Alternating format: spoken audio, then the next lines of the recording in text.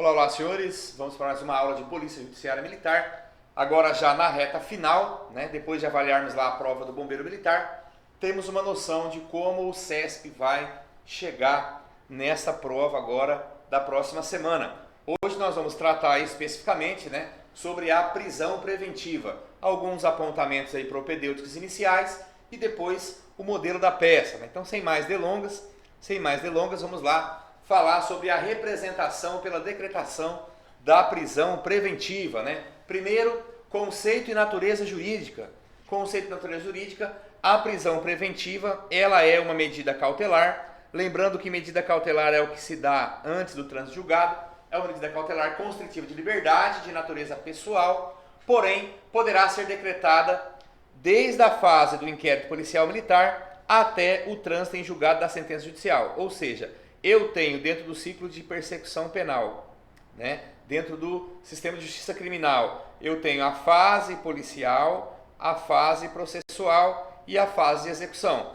A prisão preventiva pode ser decretada dentro dessas duas fases sem nenhum problema, né? Então, e como que será essa representação? Ela vai ser ou pelo Ministério Público ou pelo encarregado do inquérito ou pela própria autoridade de Polícia Judiciária Militar, quando ele não delega suas atribuições para ninguém.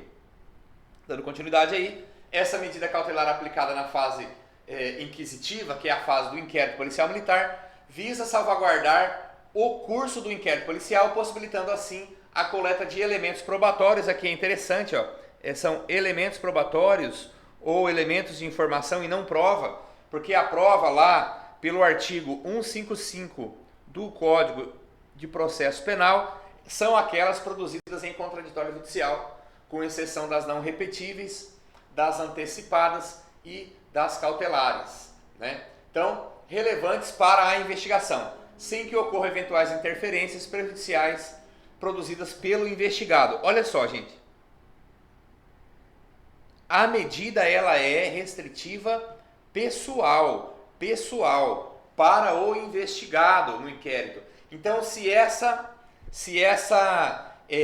intromissão na investigação não estiver sendo pelo investigado, pode ter sim a prisão preventiva, mas não dele, entendeu? Não dele, e sim de quem está lá, por exemplo, trazendo algum tipo de coação no curso do processo, né? Trazendo prejuízo durante essa fase aí de inquisição, que ainda não tem processo, mas pode, por exemplo, estar destruindo provas, pode estar ameaçando testemunhas. É possível também que haja essa representação, né?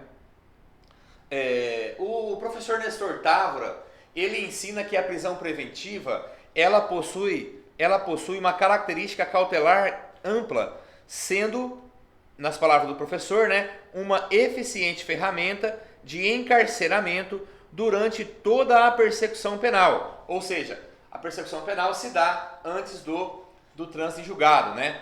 Durante o inquérito policial militar ou na fase processual. Essa modalidade de medida cautelar pode ser decretada até antes do trânsito em julgado da sentença, desde que presentes os requisitos necessários. Agora, é claro, senhores, né? Essa contemporaneidade, esses fatos novos, eles devem estar presentes aí, senão, do contrário, não será aceito até à luz, né, da Constituição Federal essa representação, né? No processo penal comum, bem como no processo penal militar, a prisão preventiva tem um caráter subsidiário, né, devendo ser utilizada somente quando não for possível outras medidas cautelares diversas da prisão, lá do artigo 319 e 320 do CPP. Pelo amor de Deus, né? Do CPP. E aí você vai combinar com o artigo 3º, a linha A do Código de Processo Penal Militar, né? Desde que essas não sejam suficientes. Volta comigo aqui, ó. Olha só, gente. Olha só. Eu tenho que fazer uma leitura do Código de Processo Penal Militar à luz da Constituição Federal.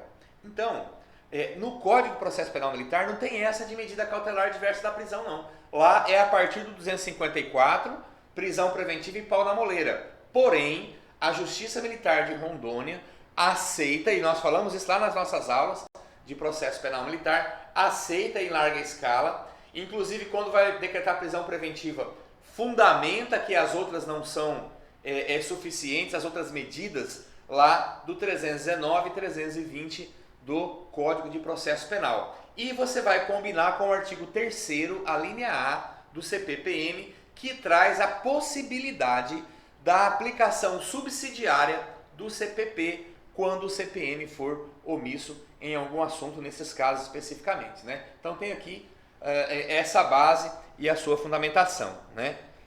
A medida pode vir... Qual medida, senhores? A prisão preventiva. Ela pode vir no relatório final do IPM, toda vez que restar demonstrado, no caso concreto, que as investigações encerraram, mas que persistem lá os requisitos da prisão preventiva. Então, o encarregado, né, a autoridade judiciária militar, ele pode representar pela prisão preventiva durante o inquérito ou no relatório ele fazer essa representação. Agora, pessoal, olha só, bota comigo aqui de novo.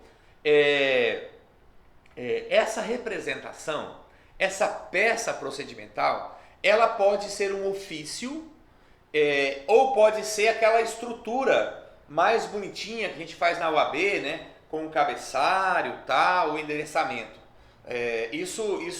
Essa forma da peça ela é irrelevante. Tanto se você entrar lá no site do Ministério Público Militar, ele tem vários modelos lá de peça. Lá é um ofício, né? Eu já vi cautelar ser concedida com um ofício e já vi cautelar ser concedida com aquela peça mesmo, representação toda desenhada, conforme nós ensinamos aí na nossa aula, né? No modelo lá de termo de deserção, entre outros, né? Então pode ser um ou pode ser outro. O fato é você, na leitura do problema, identificar a peça e se posicionar lá com a fundamentação devida, né? Lembrando que não vai poder usar vademécum. Então, já o que for fundamento, né? Fundamento menta verde, você já vai lá sublinhando, né? O fundamento constitucional, né? Falar em fundamento, né? Qual a admissibilidade da prisão preventiva? Artigo 5º, inciso 61 da Constituição Federal, que diz o seguinte, ó: só ninguém será preso, né? Ninguém será preso senão em flagrante delito ou por ordem escrita e fundamentada de autoridade judiciária. Aí aqui entra a prisão preventiva, né? Essa autoridade naturalmente tem que ser competente, né? Salvo nos casos de transgressão militar ou crime propriamente militar. Aí aqui entra, como nós estudamos lá, o artigo 18, né? O artigo 18 do Código Penal Militar e as transgressões disciplinares lá, no nosso caso, do Regulamento Disciplinar da Polícia Militar de Rondônia, que é o RDPM, né? Então, pode ser preso como ou em flagrante ou com ordem escrita fundamentada, que é o objeto do estudo aqui diante da prisão preventiva, né? Quem tem legitimidade para representar pela prisão preventiva? A legitimidade está no Código de Processo Penal Militar, no artigo 8º, a linha D, no artigo 18, parágrafo único, no artigo 22, quando fala do relatório, né? E no artigo 254 do Código de Processo Penal Militar, nos seguintes termos, né? Quais lá? Artigo 18, competência da Polícia Judiciária Militar. Aqui leia-se, né, a atribuição, conforme discutimos lá na nossa aula, né? Atribuição da Polícia Judiciária Militar. A linha D, representar as autoridades judiciárias militares acerca da prisão preventiva. Está lá, né, como atribuição da Polícia Judiciária Militar, fazendo aquela construção que a autoridade de PJM, a menor que tem comandante de unidade, artigo 7º, a linha H, desde que recebendo essa delegação, o encarregado do inquérito policial militar, ele tem essa competência aí para essa representação, né? O artigo 18, parágrafo único, fala lá: se entender necessário, o encarregado do inquérito solicitará, dentro do mesmo prazo ou sua prorrogação, justificando a decretação da prisão preventiva ou de homenagem do indiciado, né?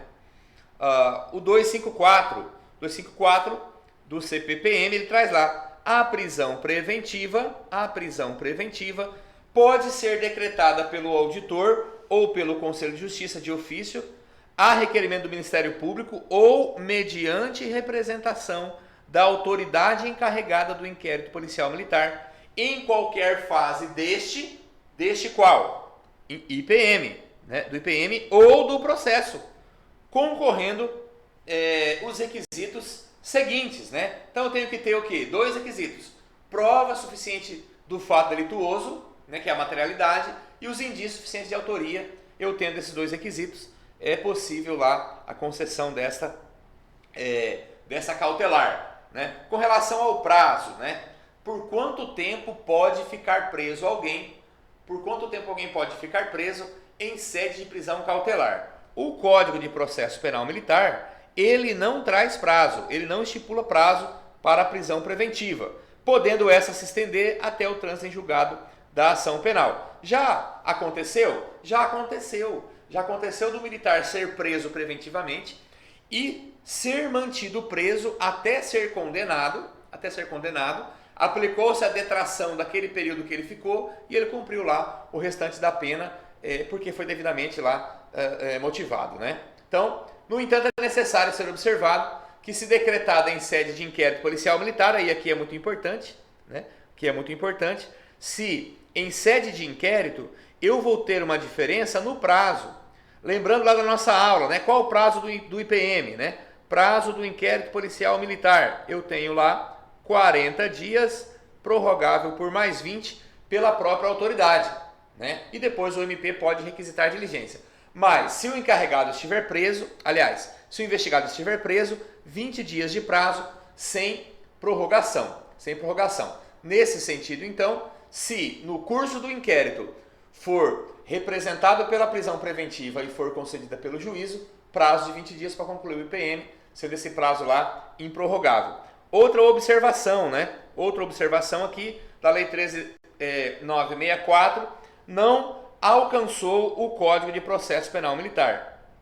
A lei anticrime, né? Não alcançou o CPPM, como fez com o CPP, especificamente lá no artigo 316, quando fala lá no parágrafo único, determinando uma revisão de ofício a cada 90 dias sobre pena de ilegalidade. Porém, senhores, a meu sentir, o juiz deve aplicar subsidiariamente, né? Vai ser o caso lá de aplicar o 316, parágrafo único, combinado com o artigo 3º, a linha A do Código de Processo Penal Militar, com relação a essa revisão compulsória, obrigatória a cada 90 dias de ofício, né? Pelo juiz que determinou lá a prisão preventiva. Continuando aqui, pessoal, vamos correr bem aqui, né? Qual seria o cabimento, né? Qual a fundamentação para o cabimento? Quando que eu vou aplicar a prisão preventiva? Volta comigo aqui. Ó, aqui, pessoal, é a cereja do bolo. Por quê?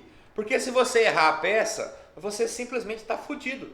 Você vai estar fora do concurso, entendeu? Então, lá na nossa primeira aula de Polícia Judiciária Militar, nós apresentamos o que você tem que olhar no problema. Volta lá, revisita a nossa aula, extrai do problema aquelas perguntas e você vai identificar a peça. Se você identificar que é uma prisão preventiva, como que você vai identificar? Olhando essas questões aqui, ó. Esses fundamentos para o cabimento. E o cabimento está lá no fundamento menta verde, né? Conforme o professor Alexandre Salim, né?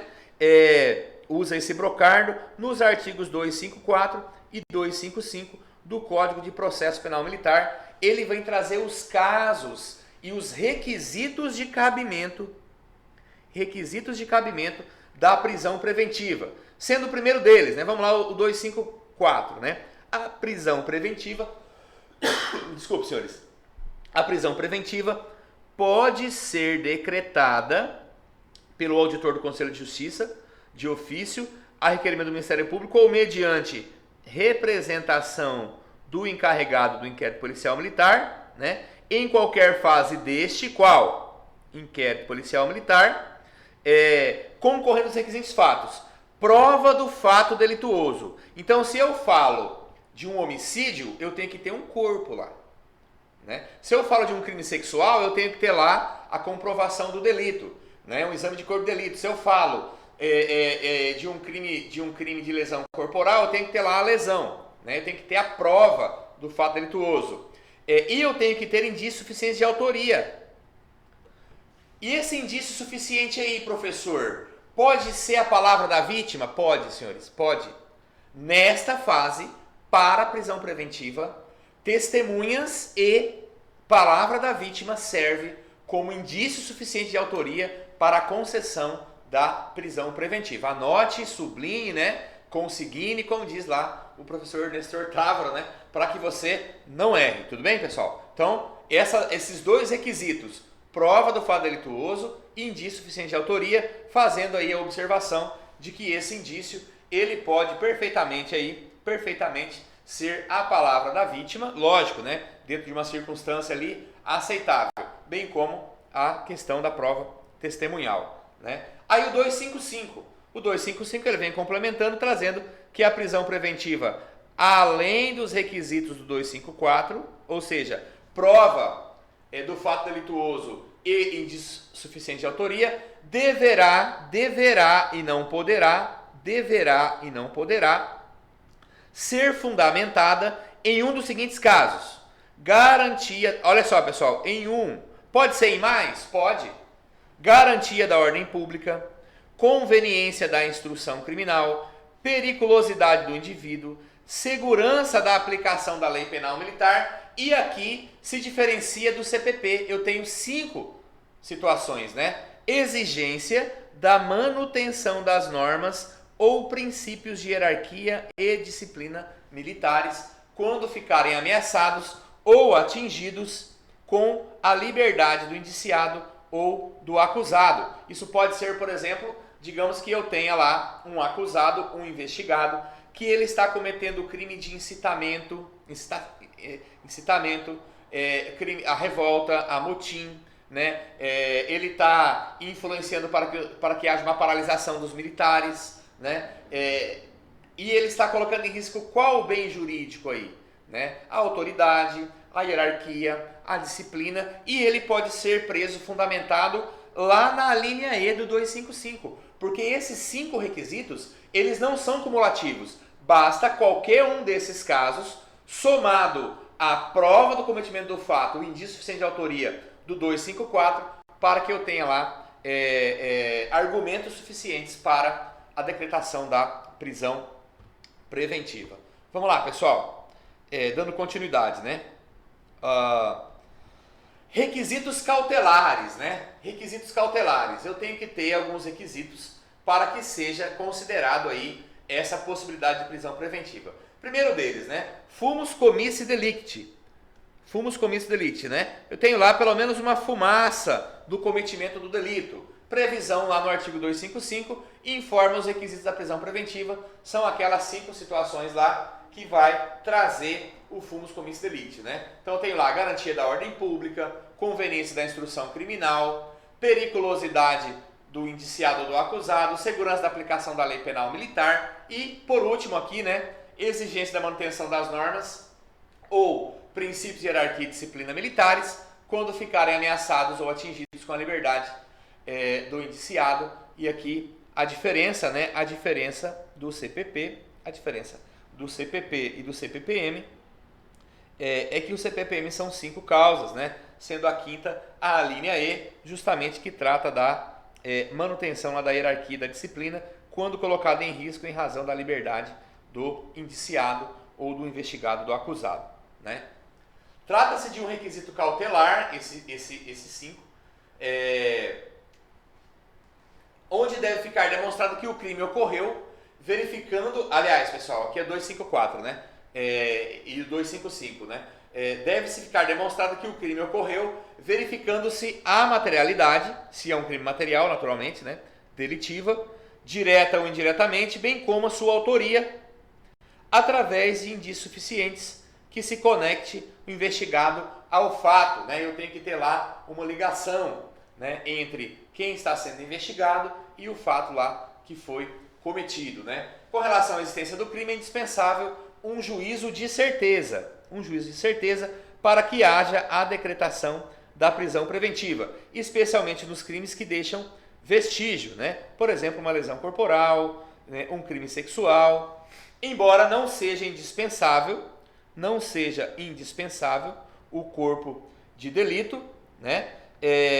Porque o laudo pode ser juntado depois, no processo, com exceção dos crimes de droga. Aí aqui é interessante, senhores, por conta da lei 11.340 de 2006, deixa eu voltar comigo aqui de novo, eu tenho o artigo 290 no CPM, que é um crime militar próprio, mas eu posso, em razão da 13491, ter um crime militar de droga por extensão.